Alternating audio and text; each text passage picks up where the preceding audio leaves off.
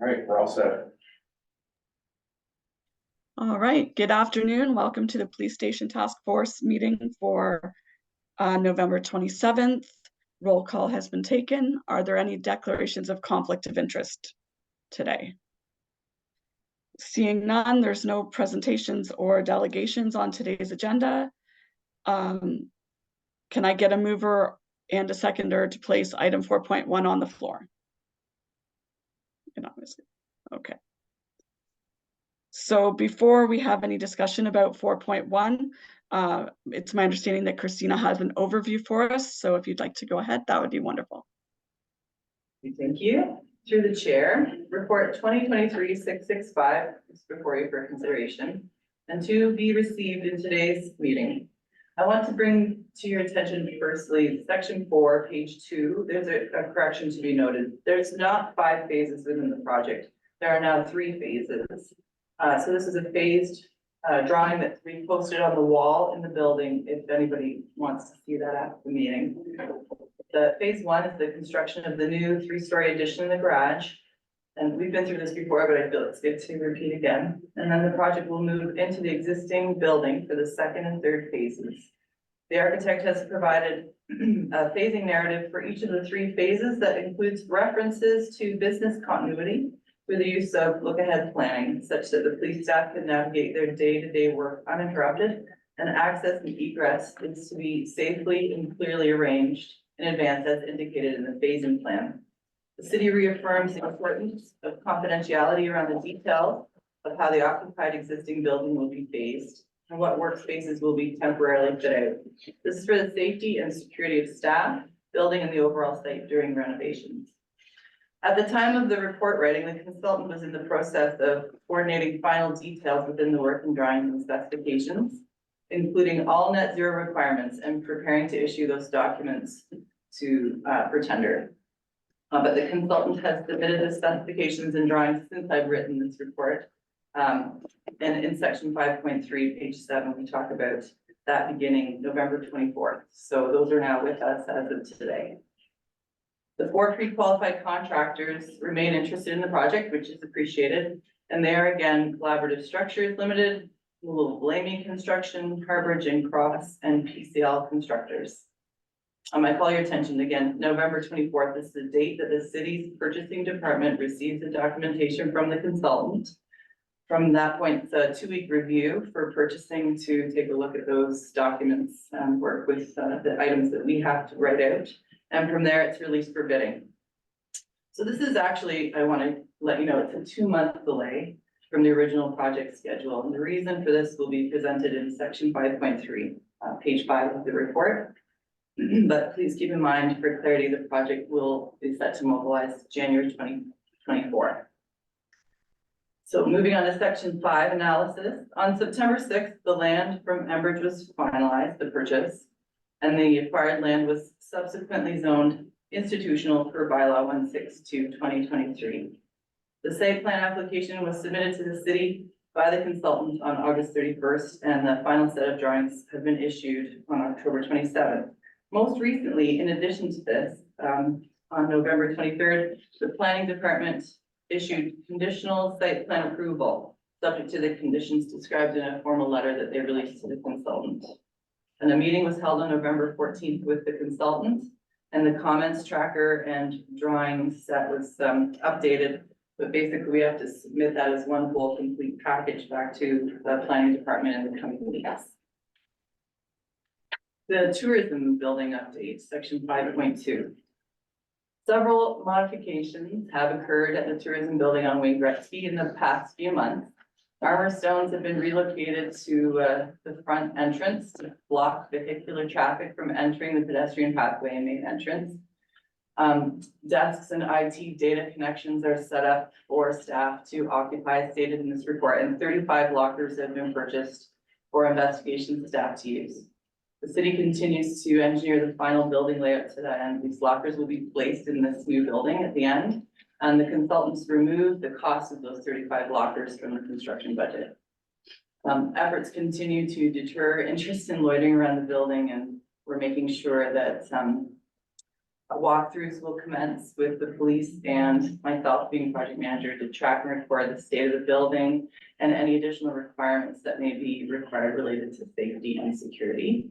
No trespassing signs have been installed around the building by police. So tomorrow, November 28th, 2 card readers will be installed on the exterior doors to the tourism building. But there is existing security in the building that will remain in place, please can use. I wanted to also touch base on another big piece that's come to fruition. The Bell fiber connectivity through the Waterloo Regional Police Service agreement's been completed and all wiring is spliced and terminated inside the building. We're waiting for a router from Bell so that they can finish the application of that wiring, and that will arrive in the next week or so. I just want to defer to Jason at this point because he's going to speak to who will be occupying the building by the end of October. Sure, thank you. Can you hear me okay? Yep. Perfect. Just through the chair. So we have tentatively already occupied the facility. We do have an individual that's been working down there for a while on a full-time basis. And the senior managers from the police service are actually meeting tomorrow, and we'll be discussing timelines for the other sections that we'll be moving down to the facility. So now that the connectivity has been completed through Bell, that was what was kind of holding us up, but now we are able to move in basically any time now.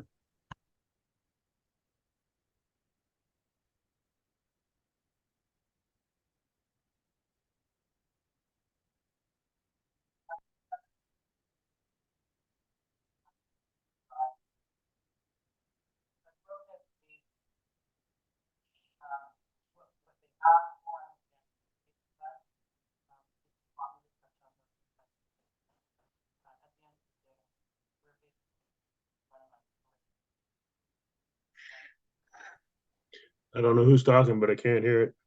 Yeah, I was going to say the same. So I'm glad to know it's not just on my end. It looked like Christina was talking again, but I couldn't hear her.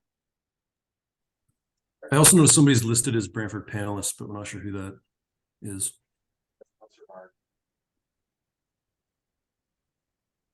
Can you hear us now, or is the microphone in the? It's in the L. You have to speak to the L. You can't speak away.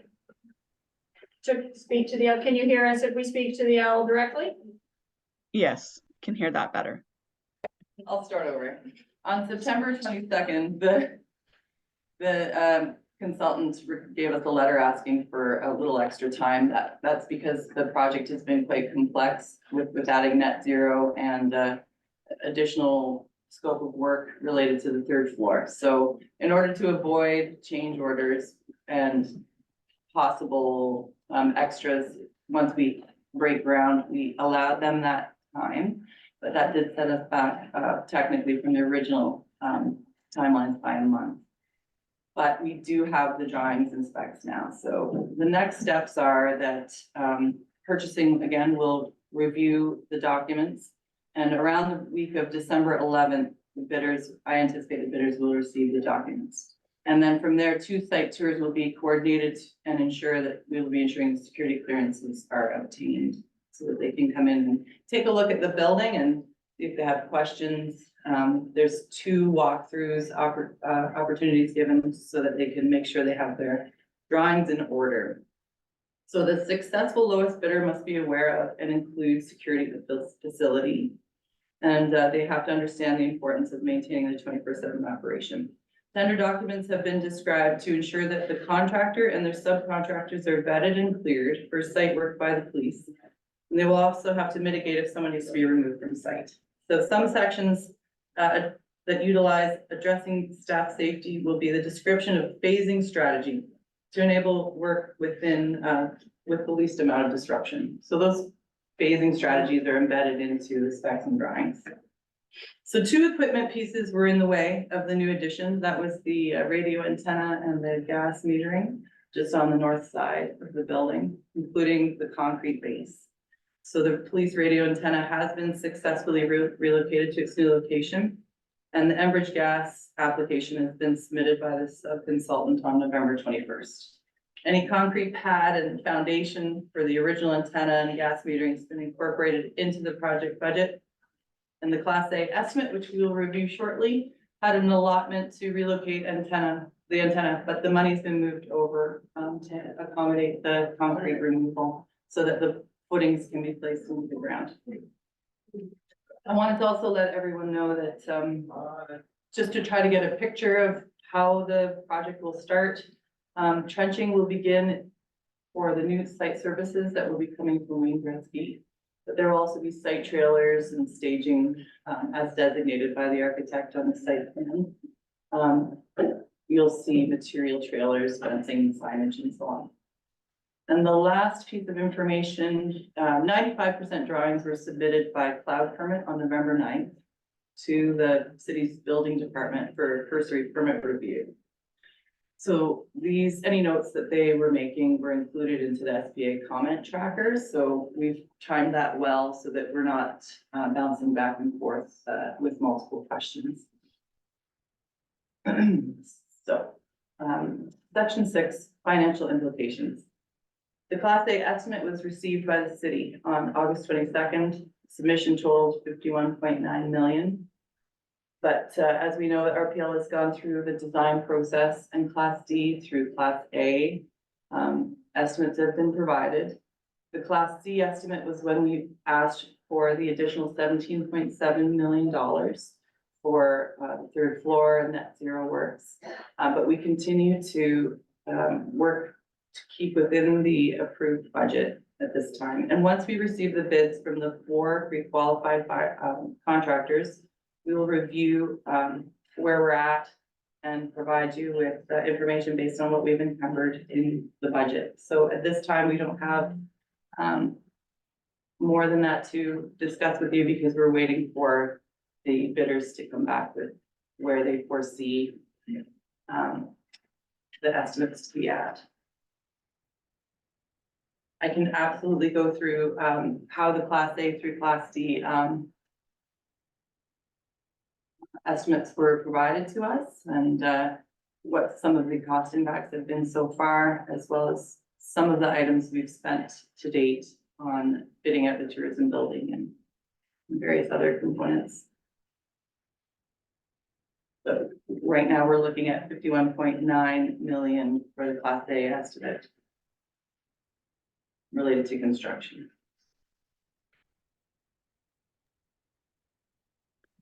And that, Okay, yes, the channel. I was gonna say, okay, thanks that's the end of your overview.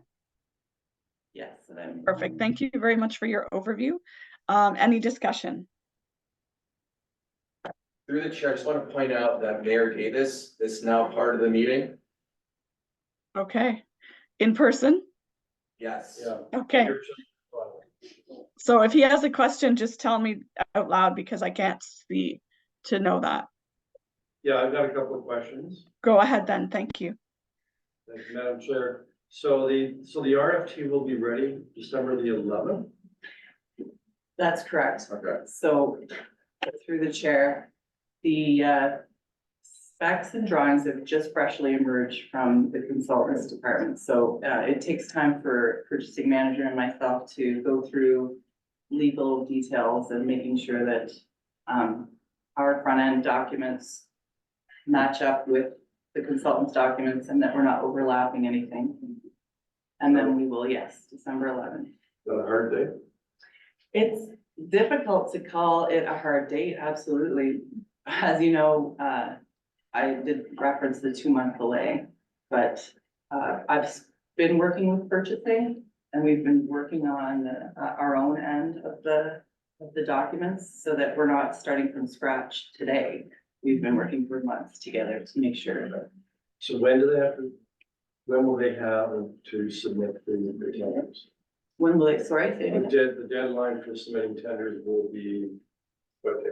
The deadline for submitting tenders, their bids, it would be, that's a good question. So if they get the minutes, would that come on the 11th? Yeah, theoretically, the week of December 11th, and then there will be approximately a month of them reviewing the drawings and coming back to site twice. So January 2024 is where I expect the tender to be awarded to the lowest bidder. Okay, so will we be meeting again in January when we have all the tenders? That's exactly what my intent is and what I work on, is that we will meet again January. That is when we will have, my anticipation, my expectation is that we will award this to the lowest bidder by the time we meet at the end of January. And what's the contingency plan? The contingency for it not occurring, Well, let's say the bids come in a lot more than 50 from there. What options do we have at that point? well, I have, I've looked at the itemized list, like the Class A estimate has some options that I can potentially de-scope out of the work. Not related to police usability of the building, but other various components of the materials.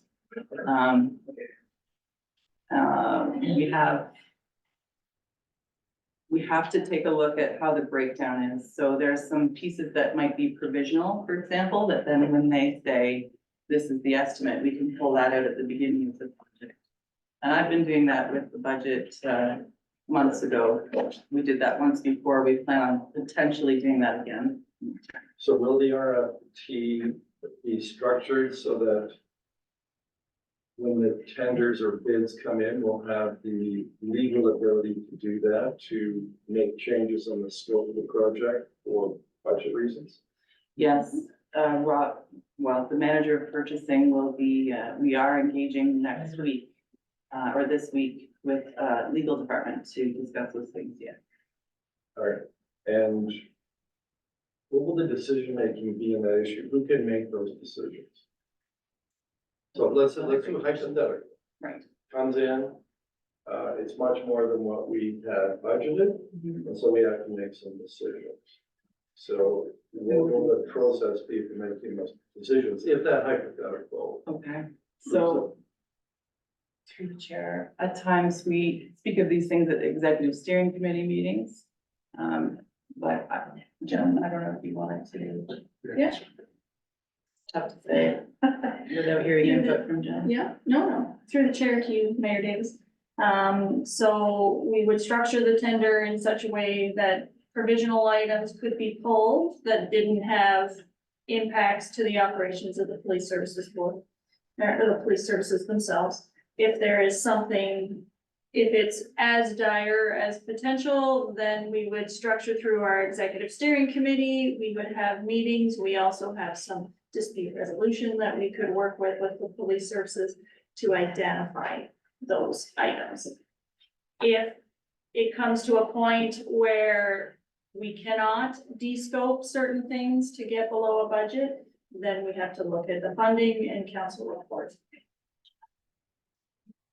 If I can just jump in as well, Madam Chair, it's Brian Hutchings. I've arrived in person as well. I know you can't see, so just I don't want to get too much, if I can, through Mr. Mayor, and I'll do respect. I don't want to get too much into too many defaults issues, because this is an open session, and I don't want contractors to realize there's a well to go to, which we don't have a well to go to.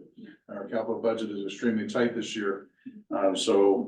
We do have an executive steering committee, which is made up of myself and the commissioner of public works, and as well as the deputy and the chief of police, where we work these things out. And there's a dispute resolution mechanism, and Jennifer and Christine have been excellent in bringing that forth. So most of the things we've worked through, so we'll go through that process and that dispute resolution. And if that doesn't work, we'll come to this committee to inform them what's going on as well and seek some sort of remediation. But we're hoping it comes in based on our estimates, but we don't want to get, I'll be honest with you, from all the projects I've done, there is no other option. We have to stay within the budget.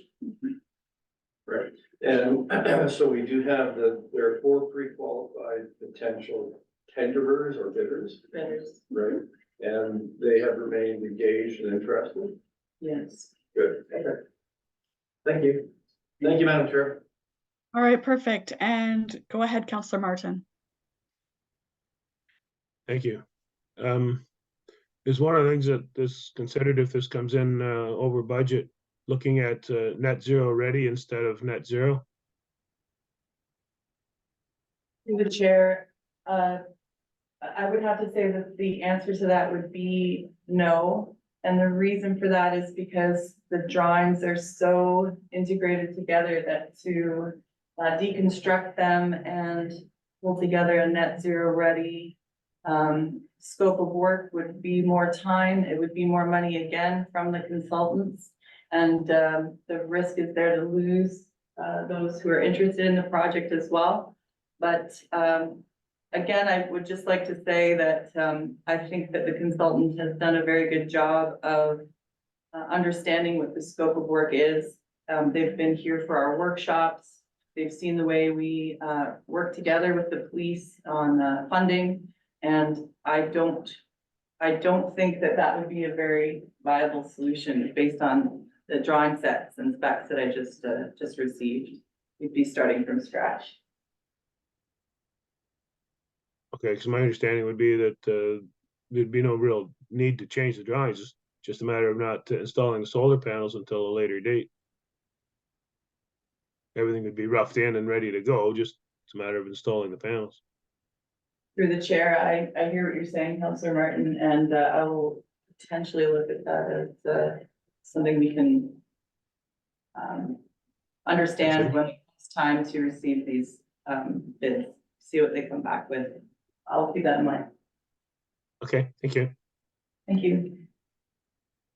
Okay, any further discussion? Okay, so I'm not seeing any on my end, so hopefully I'm not missing anybody in the room. At this point, then I'll call the vote on item 4.1, that the staff report 2023-665 Brantford Police Services Facility Redevelopment Project be received. All in favor? All right, and that passes unanimously. Moving on to consent items, may I please have a mover and a seconder to approve the minutes of July 31st, 2023 for the meeting task force? All right. Any discussion? No.